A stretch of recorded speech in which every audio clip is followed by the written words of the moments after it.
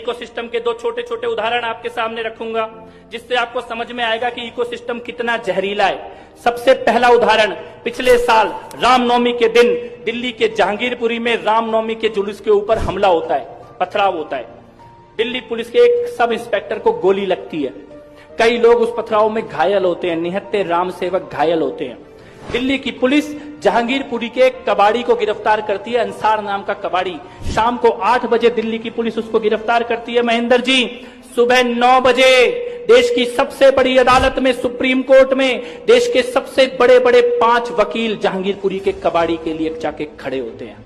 Shem से भी ज्यादा भयानक बात यह है, जो उस वक्त हमने सोची कि ये जहांगीरपुरी का कबाड़ी अंसार, पत्थर चलाने वाला, इसके पास इतने बड़े बड़े वकील कहां से आ गए। अगर आप और हम अपना घर बेच के भी उन 5 वकील को 12 घंटे के अंदर सुप्रीम कोर्ट में खड़ा करने की कोशिश करेंगे, हमें अपॉइंटमेंट भी नहीं मिलेगा उन वकीलों से। 12 घंटे के अंदर अपॉइंटमेंट भी नहीं मिलेगा। पैसा तो हो गई नहीं, पैसा आ भी गया कहीं से घर बार बेच के, तब भी अपॉइंटमेंट भी नहीं मिलेगा। लेकिन जहांगीरपुरी के कबाड़ी के लिए देश के 5 सबसे बड़े वकील 12 घंटे के अंदर देश की सबसे बड़ी अदालत में खड़े थे। तब हमने ये सोचा कि ये कैसे संभव है, कैसे, कौन है वो लोग जो अंसार को इतने बड़े बड़े वकील दे रहे हैं। तो एक नाम सामने आया, जमीयत उलेमाए हिंद। जमीयत उलेमाए हिंद ने जहांगीरपुरी के अंसार के लिए देश के सबसे बड़े बड़े वकील खड़े कर दिए थे। तो हमने सोचा कि जमीयत उलेमाए हिंद क्या है, इसके बारे में जानने की कोशिश की जाए। इनके पास इतना पैसा कहां से आ रहा है। तो पता लगा, अहमदाबाद में जो बम ब्लास्ट हुए थे, आतंकवादी हमले हुए थे, जिन आतंकवादी हमलों में पुलिस ने आतंकवादियों को न केवल पकड़ा बल्कि सबूतों के साथ कोर्ट में ले जाके उनका गुनाह साबित करके सजा दिला दी 36 लोगों को। उन 36 के 36 लोगों का सजा याफ्ता कन्विक्टेड टेररिस्ट आतंकवादियों का केस लड़ने का काम अगर कोई कर रहा है तो जमीयत उलेमाए हिंद कर रही है। यानी जो संस्था आतंकवादियों का केस ऑन रिकॉर्ड लड़ रही है, वो इस संस्था जहांगीरपुरी के कबाड़ी अंसार का केस लड़ रही है। ये इकोसिस्टम है।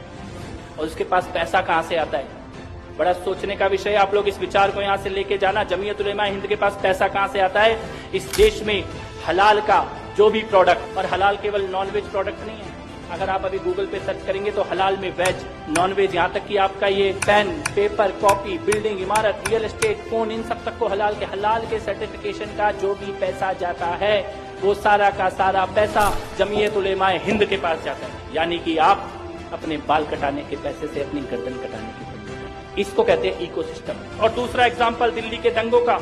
दिल्ली के दंगों में शाहरुख पठान की फोटो आप सबने देखी होगी, जो बंदूक लेके पुलिस वाले के माथे पे बंदूक लगा के खड़ा था। शाहरुख पठान, दुनिया के पास उसकी फोटो थी, उसका वीडियो था, उसका नाम था।